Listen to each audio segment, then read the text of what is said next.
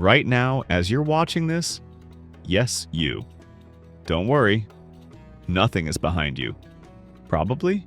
But according to Islamic teachings, there are things around you that you cannot see, living, thinking, and existing in a world completely hidden from ours.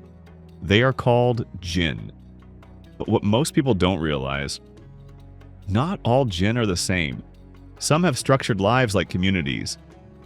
Some can shift forms. Some whisper and influence. And some rebel completely. So what exactly are the 4 types of Jinn? And what are they believed to do when we're not paying attention? Type 1. The human-like Jinn. The first type of Jinn is the one most people never think about. The Jinn that live structured, organized lives, almost like humans. Not chaotic, not monstrous, but a creation with purpose, community, and free will. Islam teaches that Jinn are real beings created by Allah, not imagination or folklore.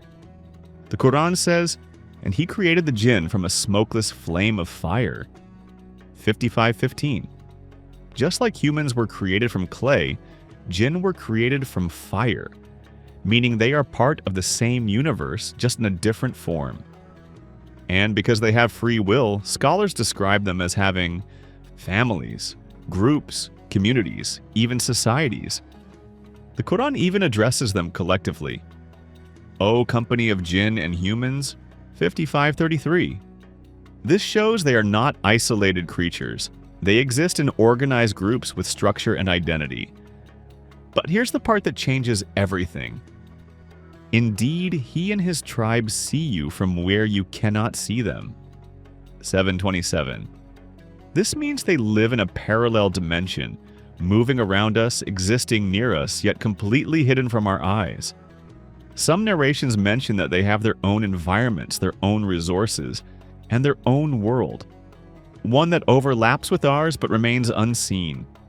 And that leads to a disturbing thought. If they live in communities, if they make choices, if they move around unseen, then how often does their world cross into ours without us ever realizing it?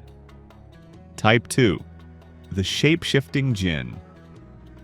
The second type of Jinn is where the unseen becomes truly unsettling. Because unlike humans, these Jinn are not locked into one form. They are part of a creation that can shift, change, and appear in ways we cannot predict. Islam teaches that Jinn exist in a realm hidden from human sight. The Quran reminds us, "Indeed, he and his tribe see you from where you cannot see them." 7:27. This means their reality is not fixed like ours, and they move in a dimension we cannot perceive. And sometimes, by the permission of Allah, they can appear in forms we can see.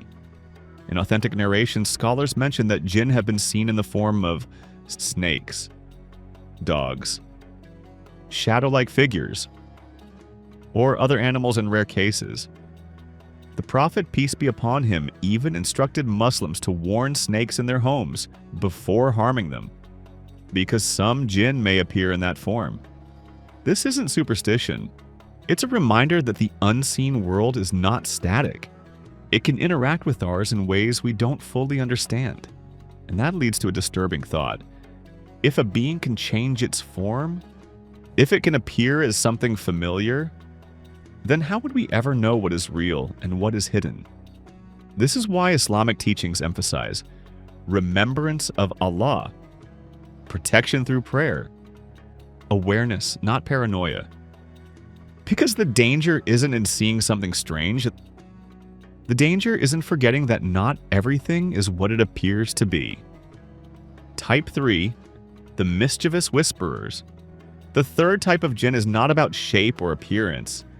It's about influence, because some Jinn don't try to scare you. And here's the uncomfortable part. They try to reach you through your thoughts. Islam teaches that Jinn have free will, meaning some choose to mislead, distract, and whisper doubt into the hearts of people. The Quran describes this hidden influence. From the evil of the whisperer who withdraws, who whispers in the hearts of mankind. 114:4-5. This isn't physical harm. It's psychological. It's subtle. It's the kind of influence that makes you question yourself without knowing why. The Prophet, peace be upon him, said that Shaitan runs through the human body like blood, meaning the influence is constant, quiet, and internal. These jinn don't control you. They don't force you, but they suggest. They plant doubt, fears, hesitation, temptation, distraction. Not enough to overpower you, but just enough to test you. And that leads to a powerful question. How many of our fears are truly ours? And how many are whispers from something we cannot see? But Islam makes one thing absolutely clear. No matter how strong the whisper, you are responsible for your choices. You decide what you follow. You decide what you ignore. Because the real battle isn't outside you, it's inside your own thoughts. Type 4, the rebellious jinn. The fourth and final type of jinn is the one most people fear. Not because they are all-powerful, but because they choose rebellion. These are the jinn who reject guidance, resist obedience, and actively oppose what is right. Islam teaches that jinn, like humans, have free will. They can choose faith or reject it.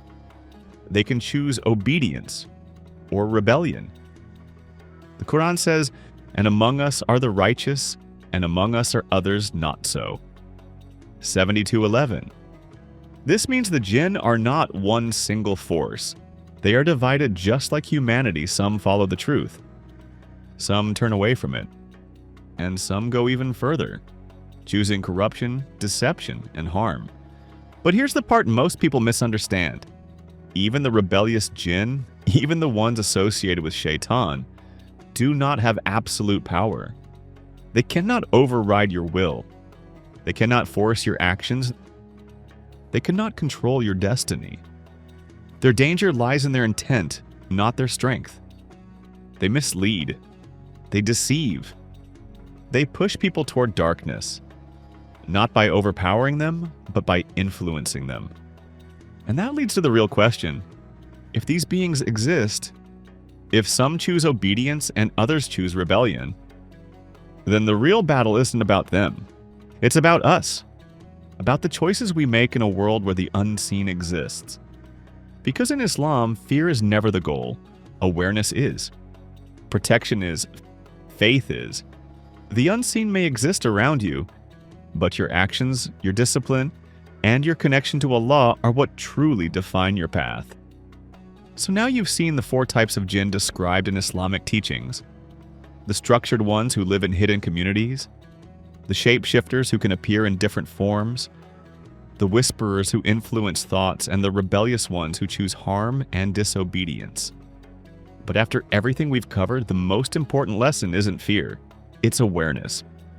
Because in Islam, the unseen is real. But it was never meant to control your life or fill your mind with panic. It's meant to remind you that there is more to existence than what your eyes can see.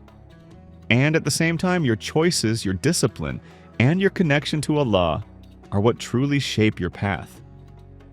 The unseen may exist around you, but your actions are what define you.